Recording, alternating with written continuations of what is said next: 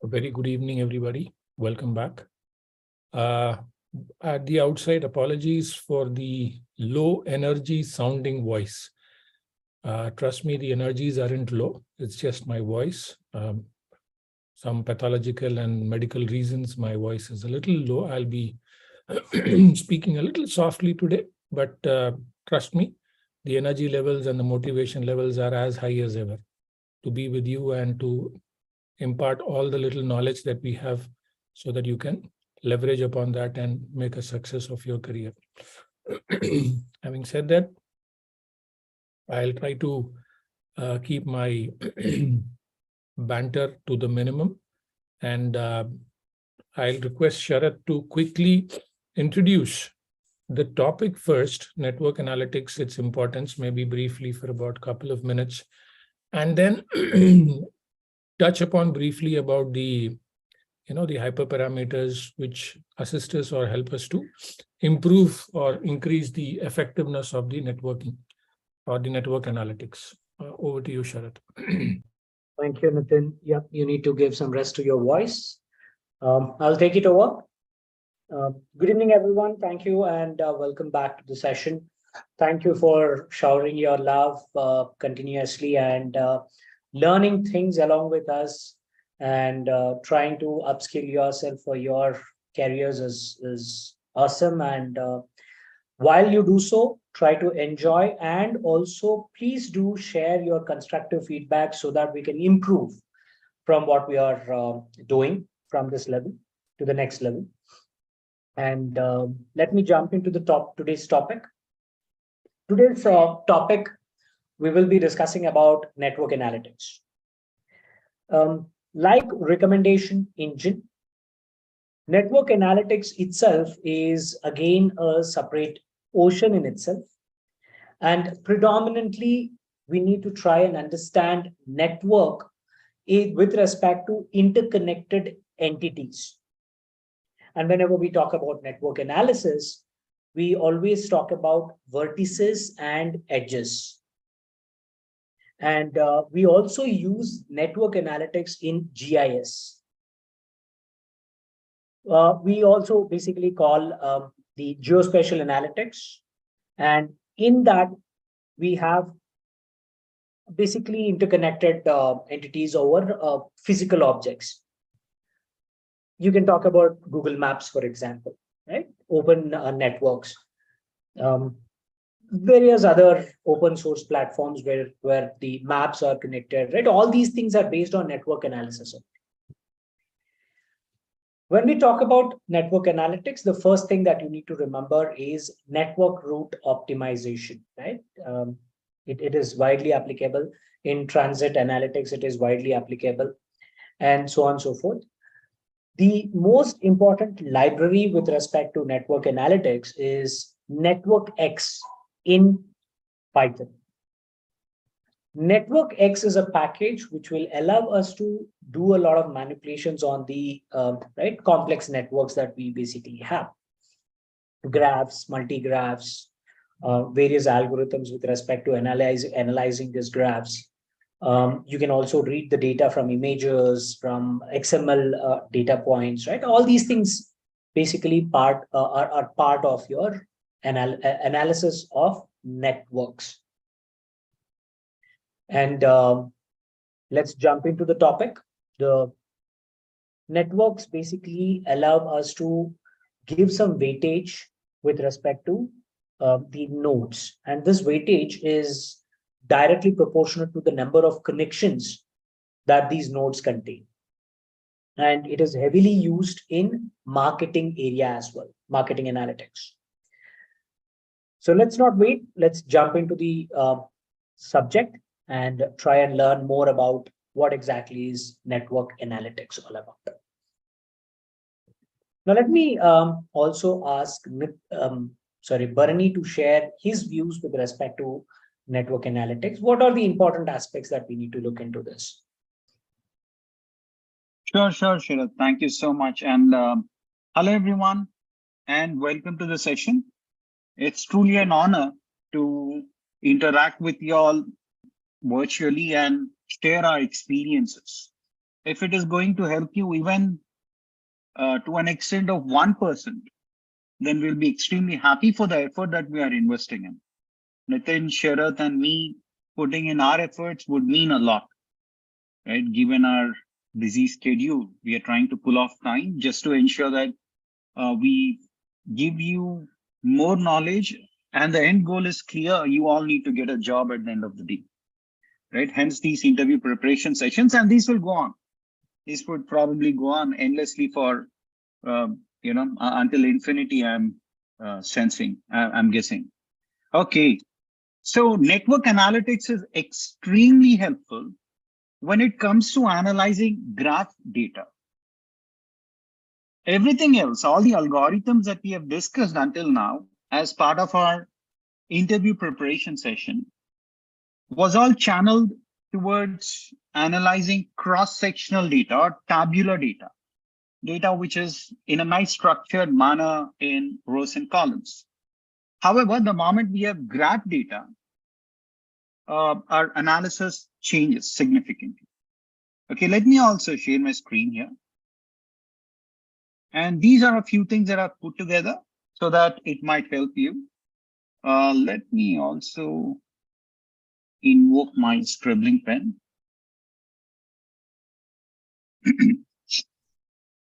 So friends, these are a few Python libraries, and like Sharath has rightly told, NetworkX is extremely famous. And it supports different types of graph: undirected graph, directed graphs, multigraphs. Multigraphs mean within a network, you will have nodes and you'll also have connections, edges. This connection can exist when two people, A and B, are friends. You can also bring in another rule into this network analytics and say that also establish connection when two people are staying in the same community. So Nitin and I are friends, and Nitin and I also stay in the same community. So you'll have another connection like that.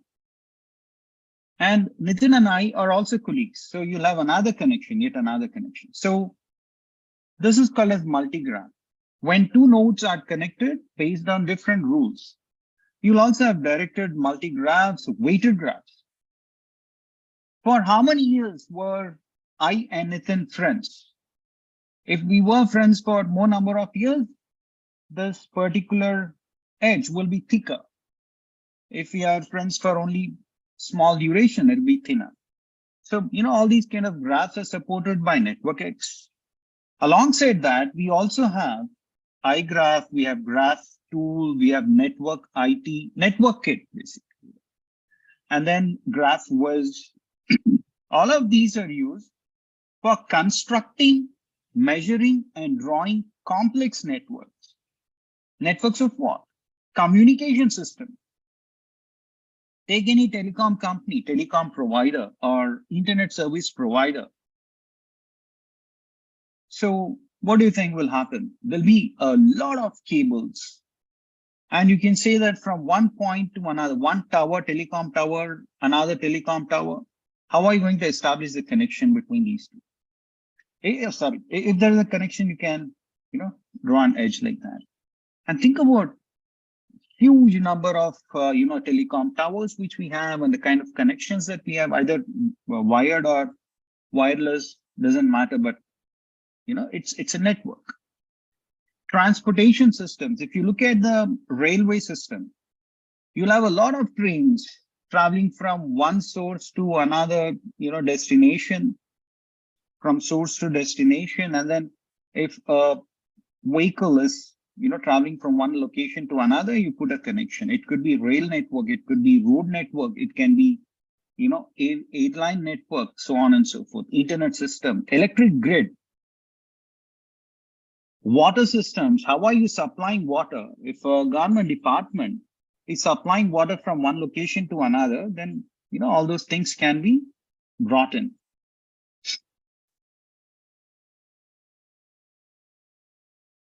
Okay, and then we also have, of course, networks will have nodes.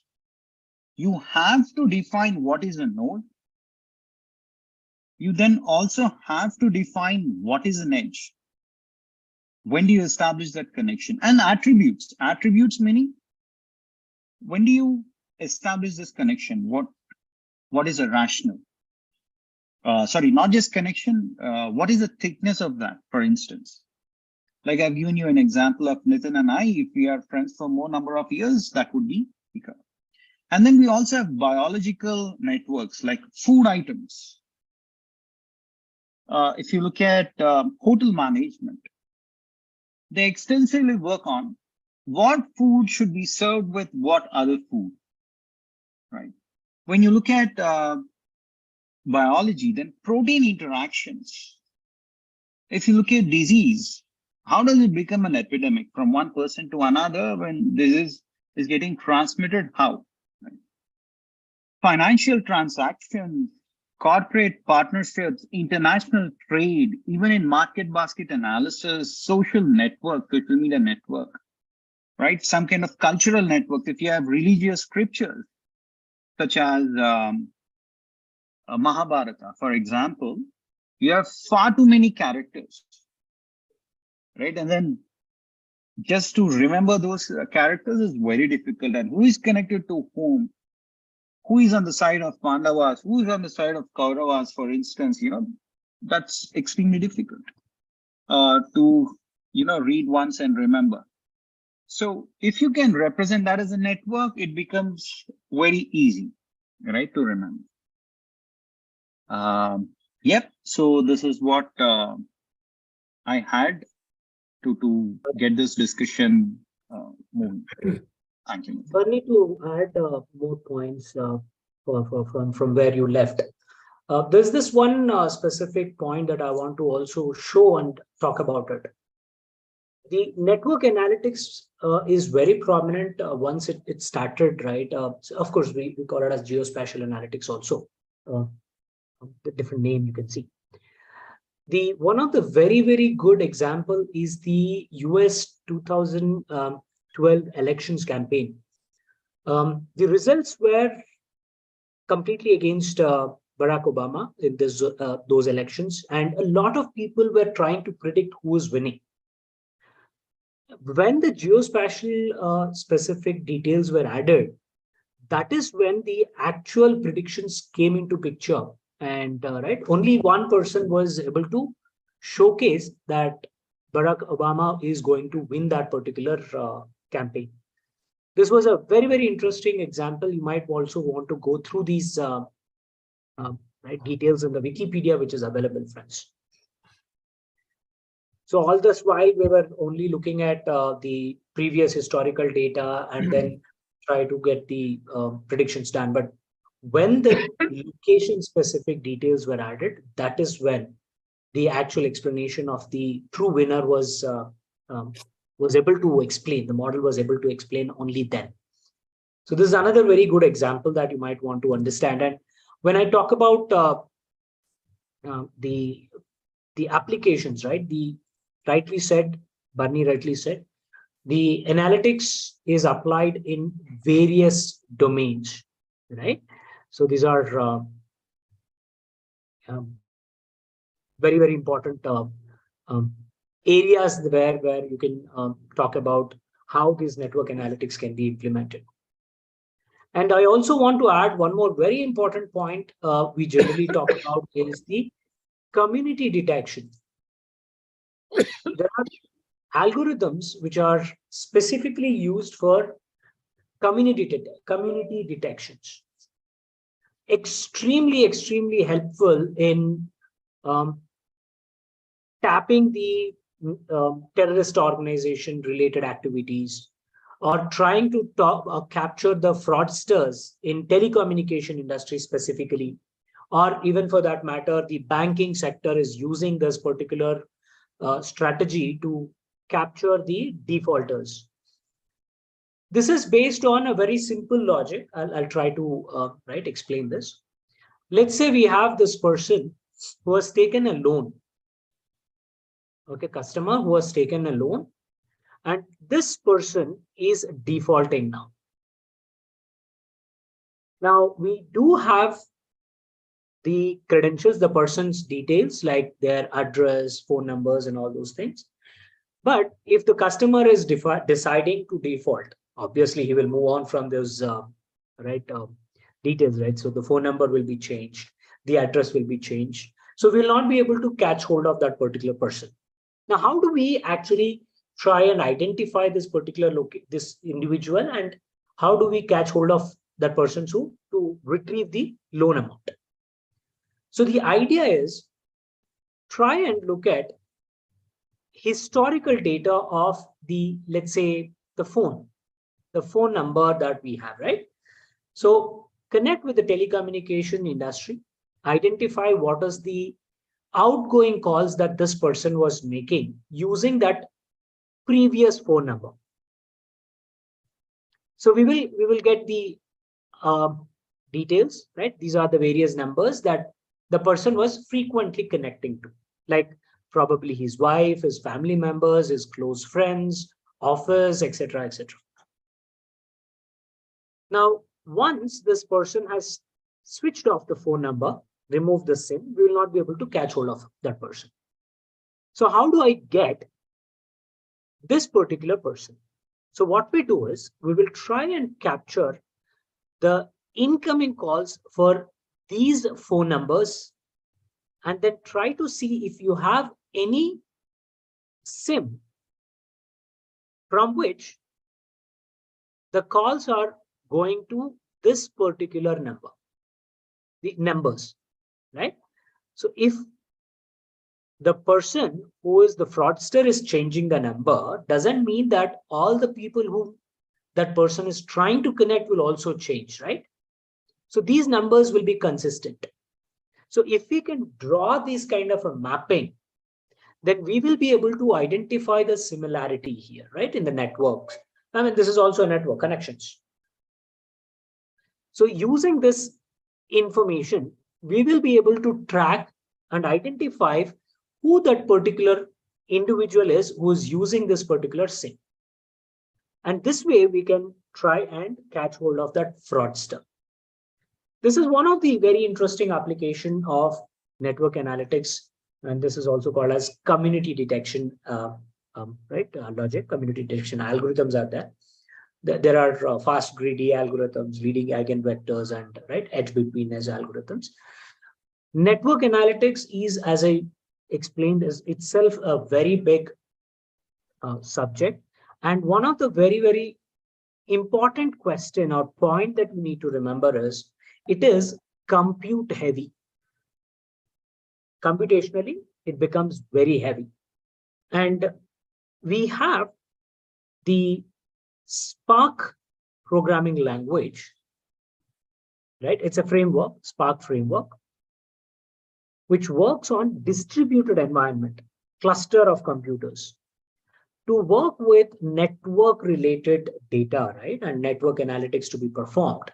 Spark has a specific capacity or a module or a feature you can call, which is called as GraphX, which is only decided or developed to work on network data frames, just because it is computationally very heavy as we are dealing with a graph, right? And when we decode the graph, you will have this graph as a function of nodes and connections, or we also call them as vertices and edges. These are alternative names to the entities. So if I talk about social media network, individuals become the nodes or vertices, and the connections between them are nothing but edges. These are the names that we use, the terminologies that we use. And network analytics is all about trying to break through this data, decode this data, and try and measure the value for each node based on the characteristics with respect to the number of connections that edge has, right? That node has. So we are decoding, right? We are going to the ground level and then try to understand what is the value of each node. That in turn helps us to understand what is the complete value of the entire network.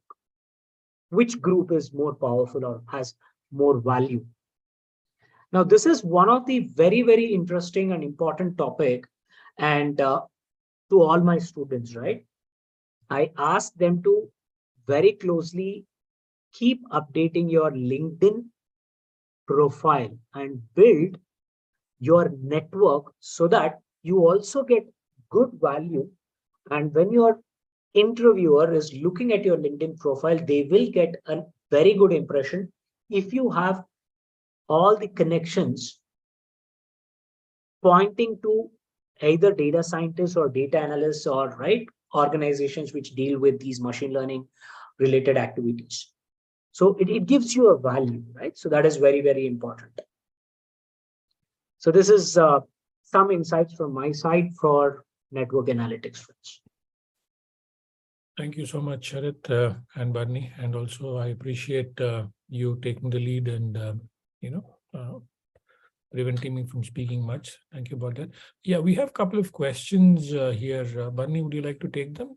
Discussion about graph databases and yeah. Sure. I got it, Nathan. I've seen that question, Oh, yeah, absolutely. When it comes to graph data, though you can at the end of the day convert that into a structured format and store in your typical RDBMS databases such as SQL or NoSQL, SQL or Microsoft SQL or MySQL, etc., or NoSQL for that case.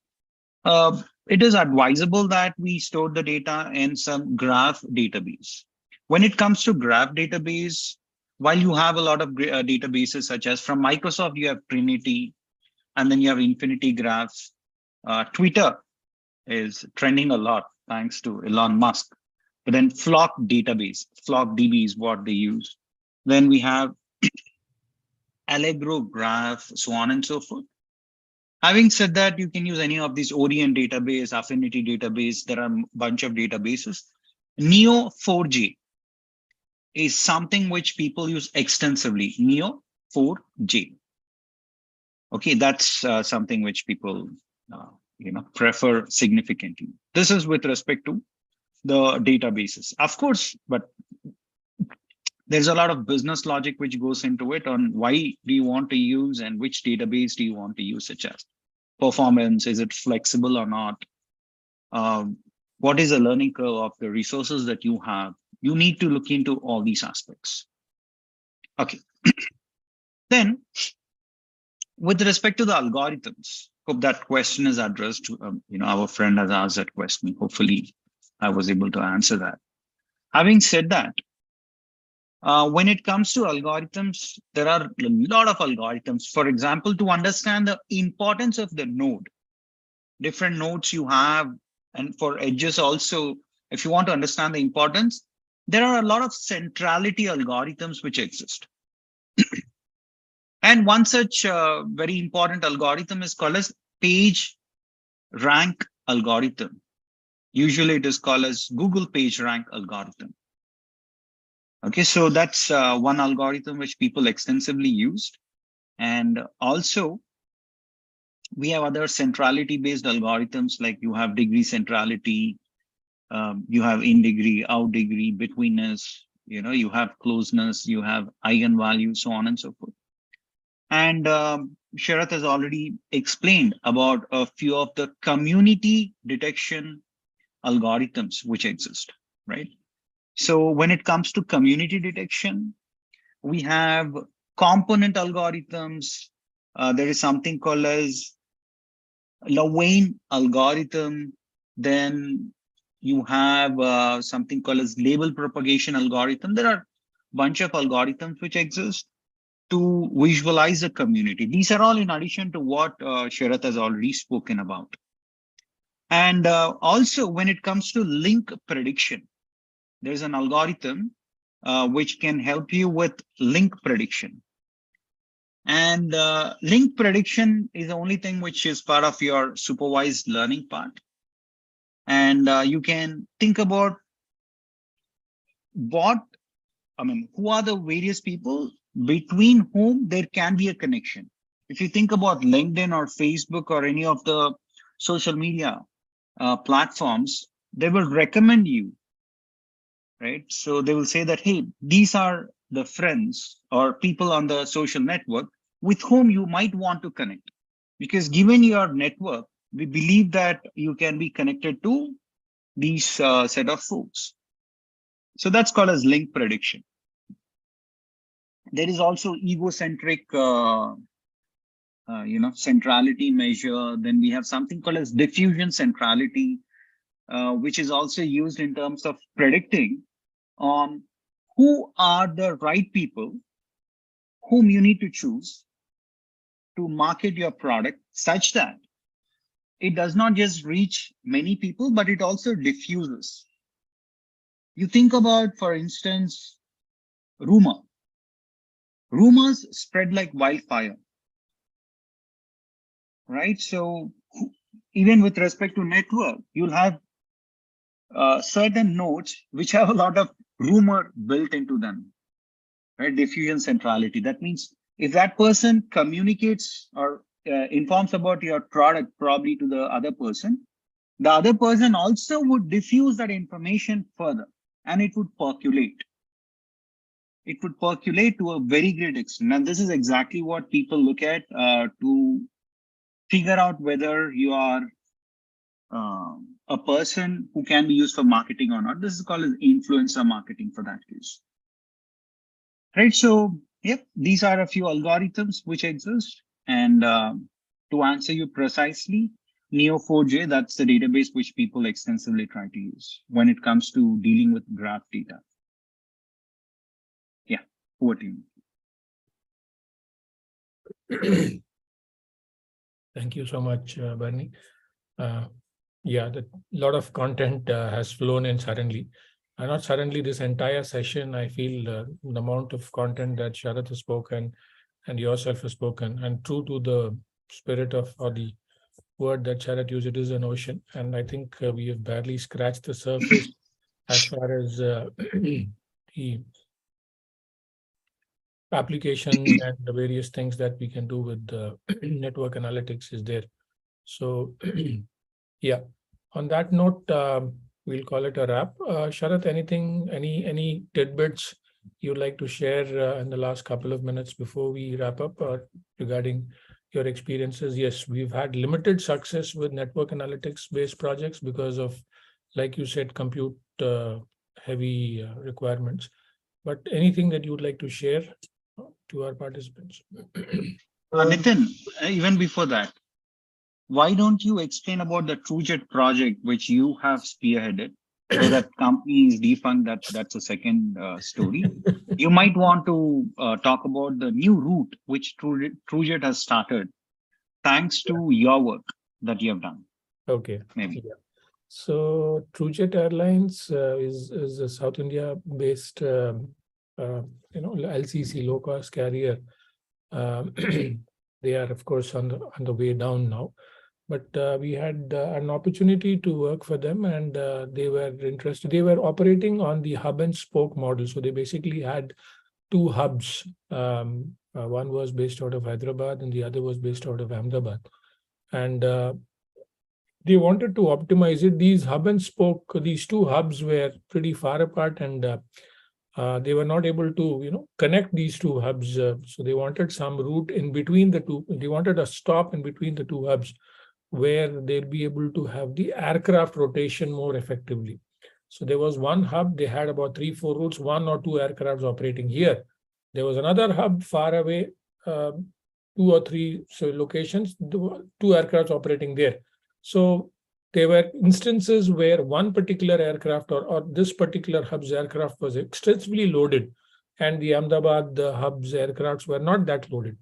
So, and they were small aircrafts. So we did extensive amount of study, and it is basically the research that we did with reference to, replacing train routes that are most popular from Hyderabad, and we looked into the bus routes. We did study for about 3-4 weeks, looking at what is the price of the bus fares, what is the price, what is the, how filled up the three-tier AC and two-tier AC seats are. All these studies we did analysis with reference to religious places, business places.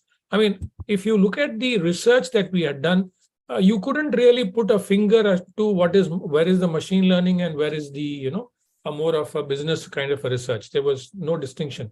In fact, there was hardly any machine learning, little bit of linear algebra we had done. And finally, when we decided to, recommend Indore as one of the routes, we did a huge number of simulations and looked at the existing flights, looked at the the interval wherein the flight should operate. All those things we have done, and proud to say that they did find all the research, all the work that went into it before we made the recommendation about choosing Indore as a route. And they actually started the route Hyderabad Indore flights. They started and they were operational.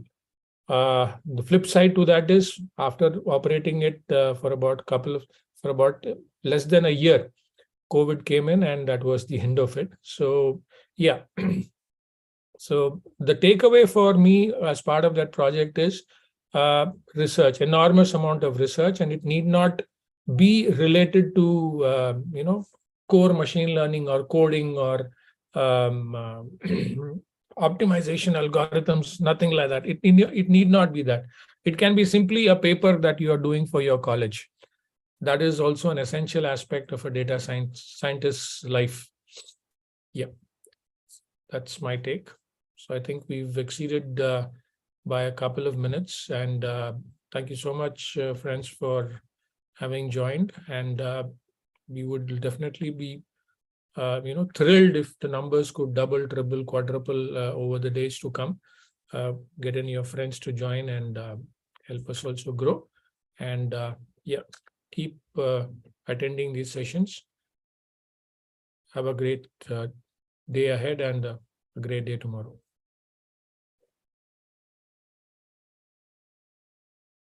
Thank you all so much. Do subscribe to the channel. Thank you so much.